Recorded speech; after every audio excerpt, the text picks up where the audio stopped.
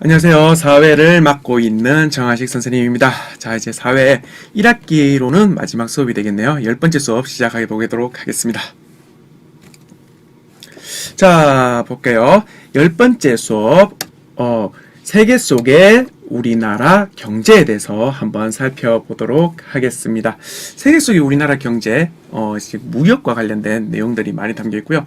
오늘은 경제단원에서 경제와 관련된 내용에서 조금 어려운 내용이 포함되어 있을 수 있으니까요. 여러분이 귀를 쫑긋 세우고 잘 들어주시길 바라겠습니다. 자, 오늘의 핵심 단어부터 알아봐야죠. 오늘의 핵심 단어, 경제교류, 경쟁관계, 상호의존, 경제적 이익, 그리고 수출, 수입도 있습니다. 사실 여기 단어들 중에서 아주 낯선 단어들은 없겠지만 그 개념이 좀 쉽지 않기 때문에 여러분들이 오늘 수업에 특히 집중을 많이 해 주어야 될 것 같네요. 지난 시간에 했던 걸 살펴볼게요. 지난 시간에 우리나라는 경제 성장을 했었기 때문에 그 과정에서 많은 사회 변화가 있었다. 그 사례들을 순서 정도는 알아두면 좋겠다 얘기를 드렸죠.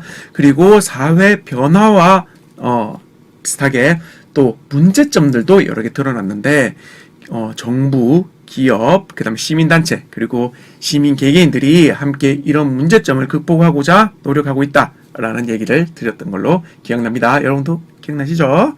기억나야 돼요. 자, 그럼 본격적으로 오늘 수업 들어가 볼게요. 자, 먼저 나라와 나라 사이에 경제 교류를 하는 까닭입니다.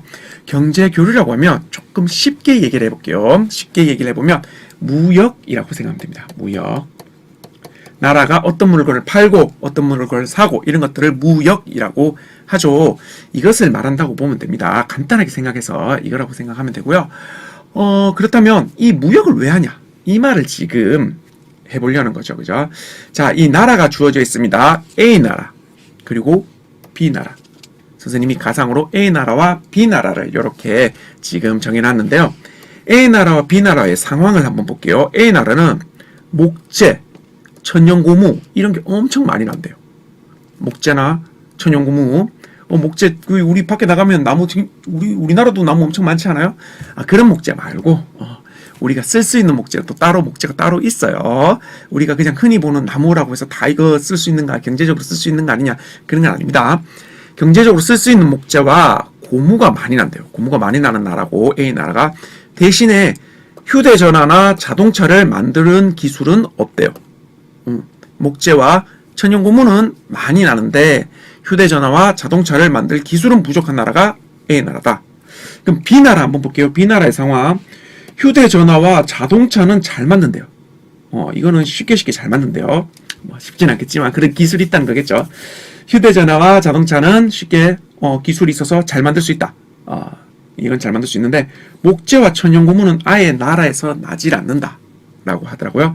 그런데 A나라도 휴대전화, 자동차가 필요하고 B나라도 목재, 천연나무가 필요하다는 거예요. 즉 각자 나라에 나는 것들이 그 나라에서도 필요하겠지만 A나라는 휴대전화와 자동차가 없음에도 필요하고 B나라도 목재와 천연고무가 나지 않는데 필요하다는 겁니다. 그러면 이 상황을 어떻게 해결해야 할까요? 너무 쉽죠? 여러분이 한번 먼저 생각을 해보세요. 이 영상을 일시정지 하고 생각을 해도 좋고요. 지금 바로 생각이 나면 바로 혼잣말이라도 해주면 좋겠네요. 자, 어떻게 해결하면 좋으냐? 그죠? 간단하죠. 여기서 많이 나는 목재, 천연고무를 A나라가 B나라에게 팔고 그 다음에 B나라는 휴대전화와 자동차를 잘 만드니까 A나라에게 팔면 되죠. 서로 부족한 것을 서로 팔면 A나라 입장에서는 자기 나라에서 나는 목재와 천연고무를 이용하고 B나라에서부터 사온 휴대전화와 자동차를 쓰면 되지 않습니까? 그죠? B나라 입장에서는 휴대전화와 자동차 자기 나라에서 만들 수 있으니까 쓰고, 그리고 자기 나라에 없는 목재와 천연고무는 A나라에서 사오면 되는 거죠. 이게 바로 경제 교류를 하는 까닭입니다. 그리고 이렇게 목재를 A나라에서 B나라로 팔고 휴대전화와 자동차를 B나라에서 A나라로 파는 것, 이것이 바로 경제 교류 또 쉽게 말하면 무역이라고 할 수도 있다고 했죠. 경제 교류라고 한다. 그렇다면 경제 교류는 왜 할까요? 이것도 여러분이 먼저 생각해 보세요. 매번 얘기하지만 선생님이 얘기하기 전에 여러분이 떠오르는 생각이 있다면 혹은 의식적으로 여러분들이 먼저 생각해 보는 습관, 그것이 여러분의 사고력을 길러준다고 했어요. 자, 왜 할까요? 예, 뻔하죠. 나라마다 생산하는 물건이 다르기 때문이다. 이 A 나라는 천연고무와 나무가 많이 난다고, 목재가 많이 난다고 했고요. B 나라는 자동차나 휴대전화를 잘 만든다고 했잖아요. 나라마다 생산하는 물건이 다르다. 그리고 상호 교류를 통해 경제적인 이익을 얻기 위해서다. 그죠? A 나라는 휴대전화나 아니면 뭐 자동차가 없으면 사는데 어려움이 있고 또 다른 경제적인 이득을 얻는데 손해가 크겠죠. 그리고 또 자신네들의 목재와 천연고무를 팔면서 B 나라로부터 돈을 받겠죠. 즉 경제적 이득을 얻을 수 있겠죠. 그죠? 부족한 것은 채우고 그리고 자기가 잘 만드는 것은 팔면서 경제적 이익을 얻는다 라고 보면 됩니다. 이거 핵심 단어였죠. 경제교류 하는 이유는 나라마다 생산하는 물건이 다른데 결국엔 상호 교류를 위해서 핵심적인 것 자신들의 경제적 이익을 얻기 위해서다. 요 대목 굉장히 중요합니다. 이번 단원에서 사실은 가장 중요한 부분이니까 머릿속에 꼭 담아두세요. 자, 다음으로 넘어갈게요. 그러면 우리나라 경제교류에 대해서 한번 분석해 보도록 하죠. 그래프가 나와 있어요. 그래프를 보면 머리가 아파요 하는 사람들도 있겠지만 사회 수업에서 그래프를 여러분들이 해석하는 것은 여러분 사고력에 굉장히 큰 도움이 됩니다. 그리고 미래에 여러분들이 직장을 얻었을 때도 이런 그래프를 분석하는 능력은 굉장히 필요하거든요. 그래서 지금부터 선생님이 몇 가지 그래프를 보여줄 텐데 이것을 보고 질문을 던지면 여러분들이 화면을 잠시 멈추고 한번 질문에 대한 답변을 스스로 해보든지 아니면 적어보든지 꼭 해주길 바라겠습니다. 자, 우리나라 경제교류의 특징 한번 살펴보기 위해서 이 데이터를 가져왔는데 데이터가 조금 흐리네요. 회색이다 보니까 이렇게 원으로 되어 있는 데이터예요. 요거는 수출액이죠. 수출액. 우리나라가 1년간 이건 2019년의 수출액인데요. 수출액을 나라별로 나눈 거예요. 그러니까 좀 더 쉽게 얘기해서 수출을 했는데 수출을 하고 번 돈 있잖아요. 우리가 물건을 파는 게 수출이죠. 기억나시죠? 파는 게 수출이에요. 물건을 팔고 나서 얻은 이득, 받아들인 돈이 어느 나라로부터 왔는지를 이렇게 비율적으로 표시한 원그래프입니다. 자, 그러면 원에서 많이 차지하면 많이 차지할수록 그 나라에 우리가 물건을 많이 팔았고 그 나라에서는 우리에게 돈을 많이 줬다는 얘기예요. 자, 볼게요. 여기서 보면 중국 있죠. 중국이 26.8%나 차지하고 있어요. 그러면 1년간 우리가 수출로 벌어들인 돈의 26%가 중국에서 나왔다 라며 보면 되겠습니다. 자, 예시를 알려드렸어요. 그 다음에 반면에 이건 수입액입니다. 수입액은 우리가 수입이란 것은 물건을 우리가 사는 거죠. 사는 거. 파는 거는 수출. 우리가 사는 거는 수입. 수출은 파는 거. 수입은 사는 거죠. 그러면 물건을 샀으면 당연히 우리는 그 물건 값을 그 나라한테 줘야 되죠. 그죠? 그럼 수입액이란 말은 우리가 사서 우리에게서 나간 돈이 어느 나라에 나가는가를 비율적으로 나타낸 겁니다. 예를 들어 여기 보면 중국이 이번에도 19.9%죠. 거의 20%에 가깝습니다. 20%에 가까운 이 돈이 중국한테 나간 겁니다. 즉 우리의 수입액 전체에서 20%가 중국한테 나갔다. 우리가 중국 물건을 그만큼 많이 산다는 것을 뜻하고 있죠. 자, 그래프를 어떻게 해석하는지 알 수 있나요? 자, 그렇다면 우리나라 수입액 그 나라별 비율 자료에서 알 수 있는 점 여러분들이 지금 화면을 잠시 멈추고 우리나라 수출 수입액 나라별 비율 자료에서 알 수 있는 점을 한 2가지 정도 한번 적어 보도록 하세요. 지금 화면을 멈춰야 됩니다. 선생님은 영상을 쭉 이어나가지만 여러분 지금 여기서 멈췄어야 돼요. 자, 멈추고 다들 한번 생각해 봤나요? 아직 안 멈췄으면 지금이라도 멈추세요. 지금 바로 선생님의 생각을 그냥 말할 거예요. 여러분의 생각과 조금 다르더라도 여러분의 생각이 이 그래프에 근거해서 얘기한 거라면 누가 맞고 틀리다 이런 건 없어요. 그래프에 근거해서 얘기했으면 되는 거예요. 자, 그럼 선생님 보면 수출액에서는 중국이 가장 많다. 뭐 이런 것도 알 수 있는 점이죠. 너무 간단하지 않아요, 선생님? 간단하고 복잡하고 뭔가에서 알 수 있는 점이죠. 물론 좀 더 깊이 더 많이 알 수 있는 것을 찾아내면 좋겠지만 이런 것도 알 수 있는 점이에요. 그리고 2등이 미국이죠. 2등이 미국이다. 수입액에서는 1등이 중국이다. 2등이 미국이다. 똑같네요, 그죠? 그러니까 우리가 우리나라에서 많이 판 나라도 우리나라의 물건을 많이 사간 나라, 그러니까 우리가 많이 팔게 된 대상인 나라도 1위가 중국이고, 우리가 물건을 수입해 온 그 나라도 1위가 중국이라는 겁니다. 무슨 말인지 이해되죠? 우리나라는 물건을 가장 많이 파는 곳도 중국이고, 우리가 물건을 많이 가져오는 곳도 중국이다 라고 보면 돼요. 2위, 그러니까 우리가 물건을 많이 파는 곳 2위도 미국이고, 우리가 물건을 많이 가져오는 곳도 미국이 2위다. 이렇게 생각하면 되겠습니다. 이렇게 파악하면 이것을 그래프를 보고 알 수 있는 점이에요. 어렵지 않죠? 그리고 3위도 한번 가볼까요? 수출액의 3위는 베트남이에요. 베트남. 오히려 우리가 베트남에 물건을 굉장히 많이 팝니다. 그래서 앞으로 우리나라가 어떤 나라와 더 친밀해질까라고 한다면 많은 사람들이 지금 베트남에 대한 얘기를 많이 하고 있어요. 선생님 어릴 때는 중국하고 가까워질 것이다. 중국이랑 무역을 많이 할 것이다. 근데 그때 우리나라가 중국이랑 많이 무역 안 했거든요. 1위는 무조건 미국이었어요. 근데 선생님 어릴 때 이제 중국이랑 우리나라랑 제일 많이 무역할까 할 때 선생님이 말도 안 되는 소리라고 얘기했거든요. 왜냐하면 중국은 그 당시에 물건을 팔았는 수출액의 순위가 저 뒤에 지금 여기 필리핀이 있는 이쪽이었어요. 그래가지고 여기 있는 나라가 어떻게 1위가 될 수 있을까 했는데 지금 1위가 맞죠, 그죠? 지금 많은 전문가들은 베트남이 나중에는 엄청 커질 것이다. 그러니까 베트남이 나라가 커진다는 게 아니고 우리가 베트남에다가 물건을 많이 팔 것이다 라고 얘기를 하고 있어요. 그래서 베트남어를 공부해라 이런 말들 더 있었네요, 그죠?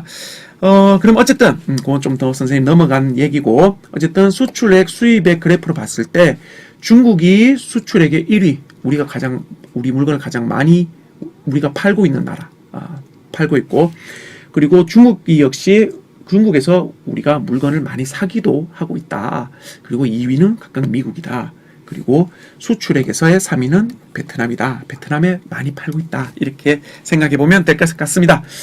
자, 그래서 좀 종합을 해보면 수출, 수입 모두 중국과 미국의 비중이 크다. 즉 우리는 무역을 할 때 중국과 미국에 많이 의존을 하고 있다는 얘기입니다.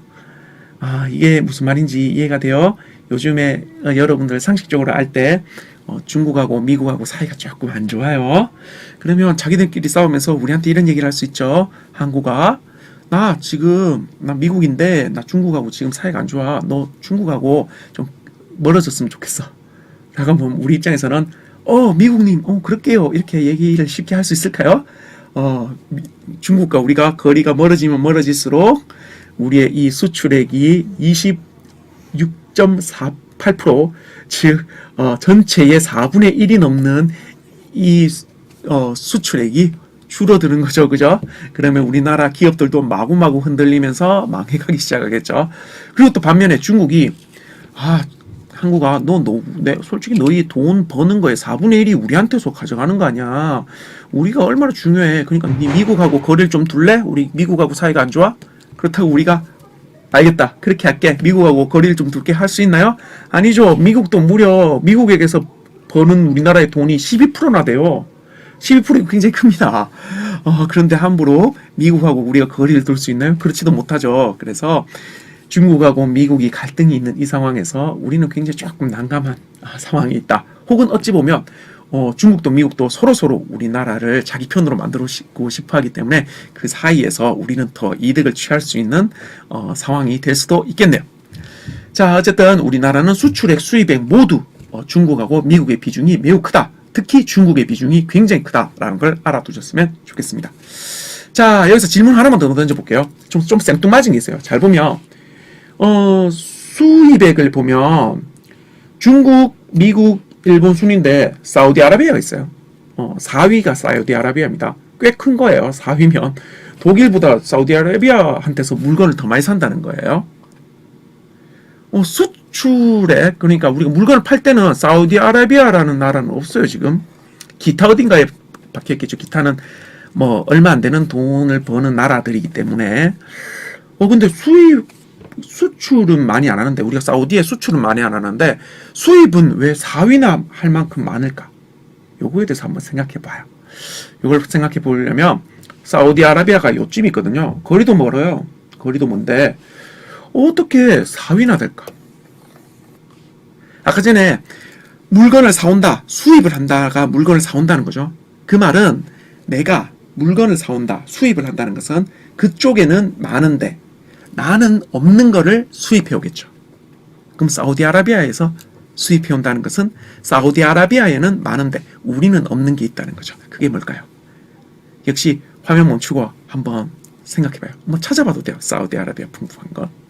그럼 사막 나올 수도 있습니다. 사막은 수입 안 해요. 자, 뭐냐면 석유입니다. 석유. 우리나라는 석유가 한 방울도 안 나죠. 그런데 사우디아라비아에서는 석유가 많이 난답니다. 그것들 가져와요. 자, 원유라는 말이 있는데요. 이건 뭐냐면 석유가 나오면 우리 휘발유, 경유, 뭐 이런 아스팔트 이런 것들이 그 원유에서 나와요. 그래서 그 사우디아라비아에서는 그 원유 자체를 가져옵니다. 우리한테 원유 자체를 가져와요. 그 원유에는 휘발유도 경유도 아스팔트도 다 섞여 있는 상황, 그 상황을 그대로 가져온다. 그래서 원유라고도 부르기도 합니다. 석유랑 같다고 보면 돼요. 자, 그러면 실제로 우리가 주요 수입품 좀 이따가 한 번 더 언급해 볼 텐데, 우리가 수입하는 물건, 수입은 사오는 거라 그랬죠. 다시 말한다. 수입은 사오는 거예요. 수입하는 물건의 1위, 제일 많이 수입해 오는 게 바로 원유, 석유입니다. 어디서 가져온다고요?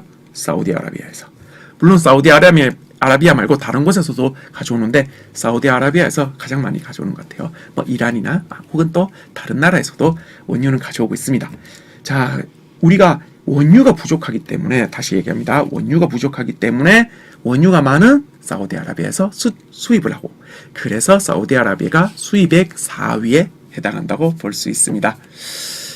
자, 그러면 수출 수입품도 한번 보죠. 수출 수입품 우리는 요 자료 이거는 주요 수출품 1위일수록 많을수록 당연히 수출하는 양입니다. 양이 이게 그 막대가 길다는 것은 많이 수출하는 거고요. 막대가 짧다는 것은 좀 적게 수출한다는 건데, 이 순위예요. 순위. 왼쪽으로 갈수록 1위입니다. 오른쪽으로 갈수록 순위가 떨어지는 거예요. 그래도 5위, 6위 안에 든다는 것은 굉장히 많이 팔린다는 거예요.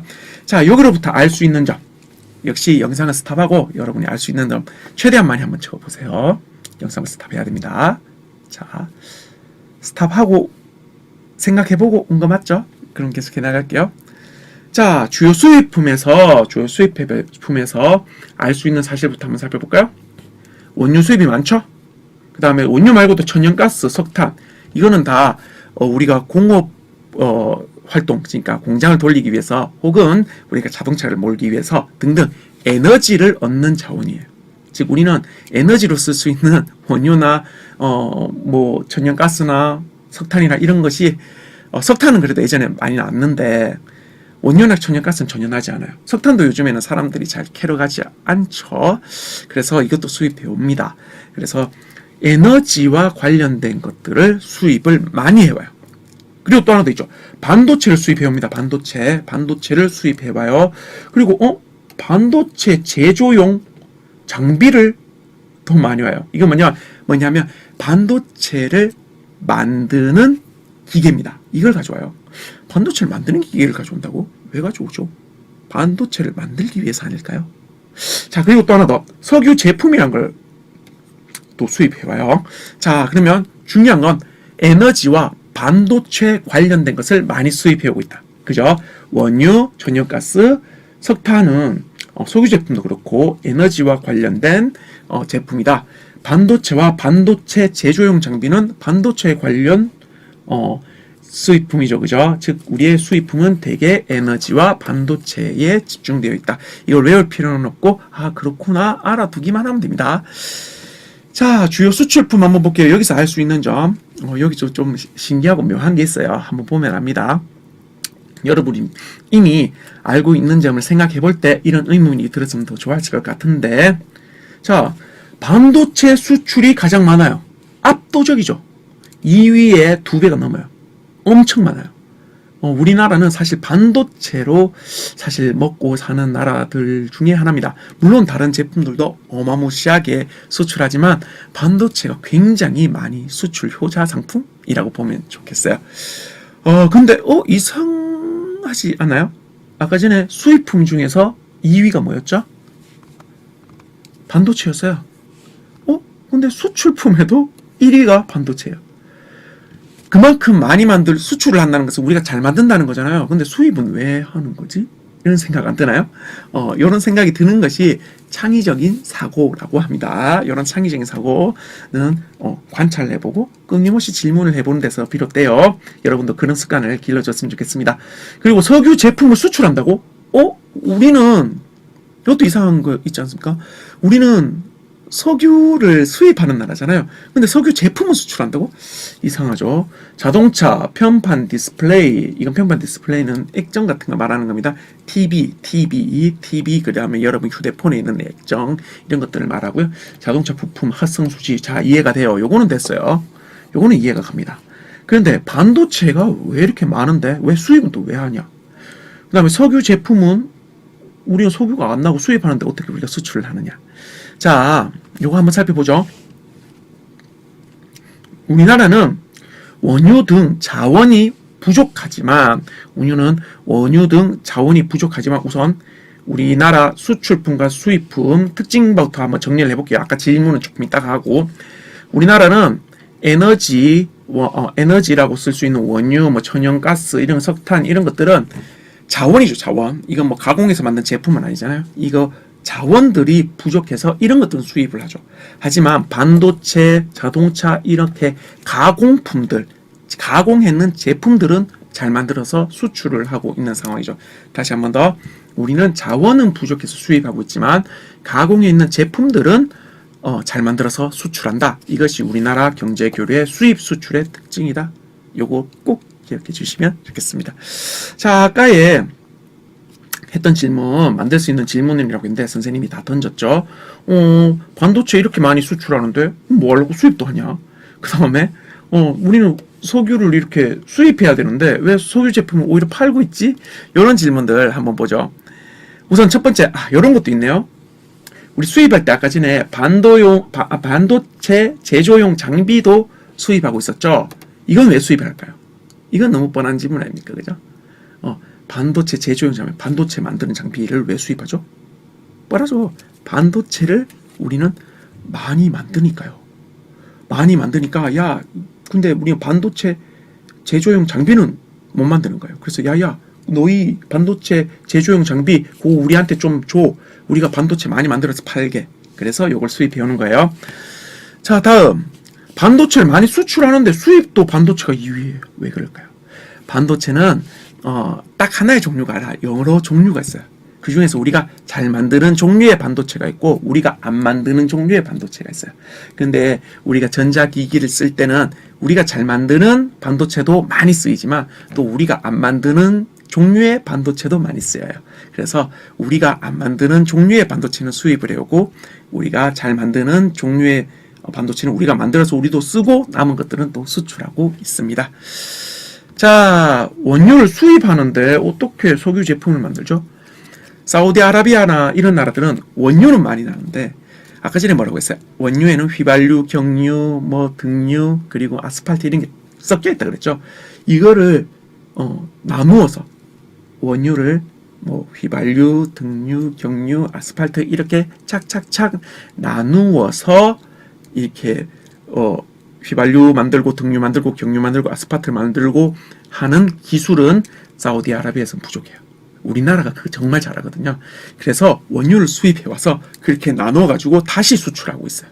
그게 우리나라의 기술력 덕분이다 라고 생각하면 되겠어요. 자, 근데 핵심적인 건 뭐라고 했죠? 우리나라 경제에서 수입은 대개 자원을 많이 수입해오네. 수출은 우리가 가공했는 제품을 많이 수출하네. 이렇게만 기억하시면 되겠습니다. 자, 경제교류에 있어서요. 볼게요.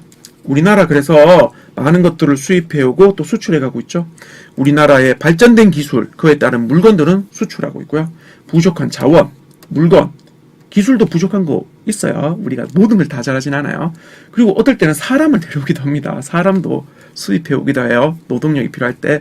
우리 사실 돌아다니다 보면 공장에 외국에서 우리 일을 도와주러 온 노동자분들 많잖아요. 그런 분들을 말하는 거예요.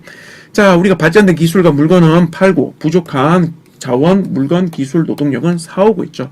그래서 발전된 기술, 물건은 수출, 판다는 게 수출이라고 했죠. 수출하고 있고 부족한 자원, 물건, 기술, 노동력은 수입하고 있더라.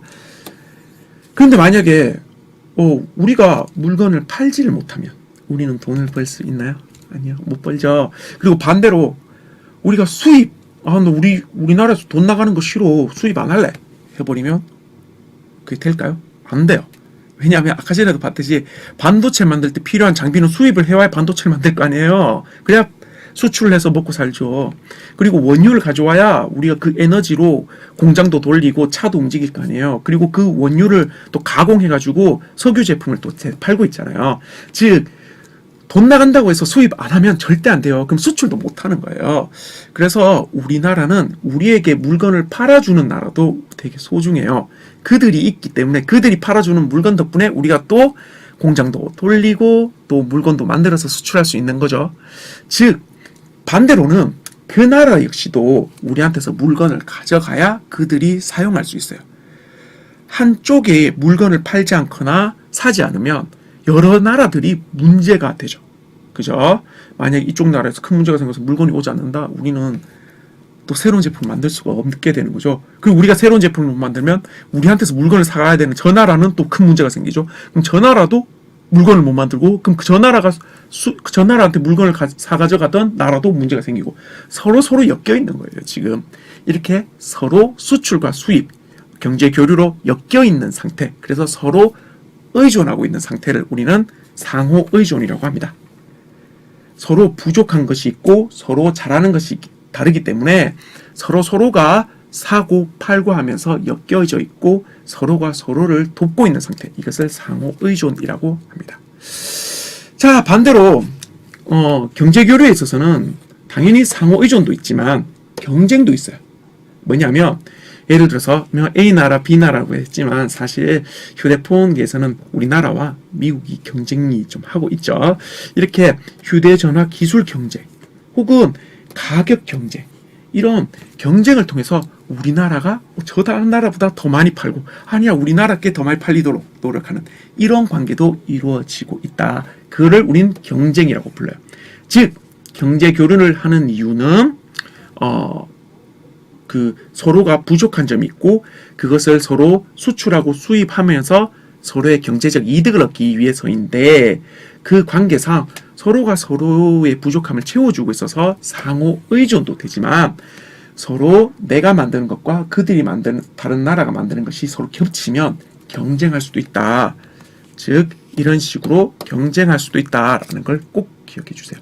경제 교류를 하는 이유, 그리고 경제 교류는 상호 의존과 경쟁을 가지고 있다. 여기까지만 봐도 사실 오늘 수업에서는 만점이라고 볼 수 있을 것 같아요. 한 번 더 강조. 경제 교류는 서로 잘 만드는 것이 다르고, 그에 따라서 부족한 것은 수입해오고, 그리고 내가 잘하는 것은 수출하면서 서로 상호 의존하고 있고, 또 파는 것이 같을 경우는 경쟁도 한다. 이거 꼭 기억해 주십시오. 나머지 얘기는 빨리 선생님이 얘기하고 넘어갈게요. 경제 교류에 있어서 여러분 의생활 뒤집어 보면 메이드 인 차이나, 메이드 인 인도네시아, 메이드 인 베트남 있죠. 그래서 옷도 외국에서 만들어진 옷이 입혀지기도 해요.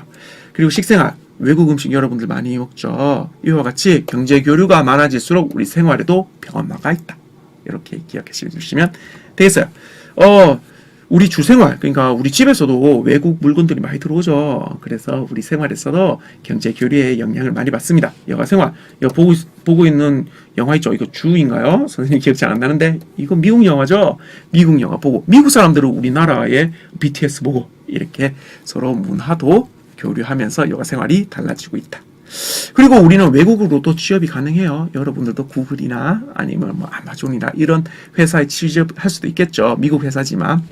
그리고 여러분들 마트 같은 데 가면 망고 뭐 이런 것들 보이죠. 그죠? 열대과일도 수집하고 있어요. 이렇게 경제 교류에 따라서 우리 생활도 많이 변하고 있다. 요 정도만 알고 있으면 됩니다.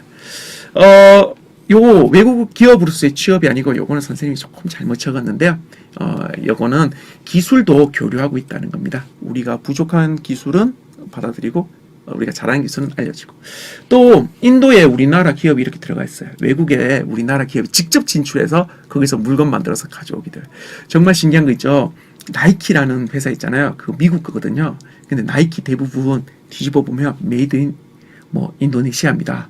지금 뭐냐면 회사는 미국 회사지만 인도네시아에 공장을 짓고 거기서 만든 것을 전 세계로 팔고 있는 거예요. 정말 신기하죠, 그죠? 자, 근데 문제도 존재합니다. 어떤 문제? 어떤 나라가 나 수입하지 않는다 하면 그때부터 문제가 되죠. 아까 상호 의존이라고 그랬잖아요. 이쪽에서 문제가 생겨서 나 수입 안 해. 이래버리면 우리 못 팔잖아요. 그럼 우리 돈 못 벌죠. 그러면 수입도 못 하죠. 그러면 수입을 못하면 우리한테 물건을 팔던 그쪽도 돈이 줄어들죠. 그래서 수입 제한이 되면 우리가 문제가 생긴다. 또 관세가 높아지면 문제가 생긴다. 관세란 건 뭐냐면 물건을 팔거나 살 때 세금을 내는 거예요. 세금. 그런데 보세요. 우리가 원래 100원짜리 물건이었는데 물건 팔면 100원이었어요. 우리나라 물건 100원. 어떤 나라 물건은 80원이었어요. 120원 하죠. 120원이었어요. 120원. 그러면 똑같은 질이라면 누굴 걸 사겠어요? 당연히 우리나라가 100원짜리를 사겠죠. 그런데 관세를 우리나라만 매겨버려. 그래서 너희 50원 돈을 세금으로 내. 그러면 우리나라 가격은 150원이 돼버리죠. 그럼 이때부터 누구 거 사겠어요? 요거 사겠죠.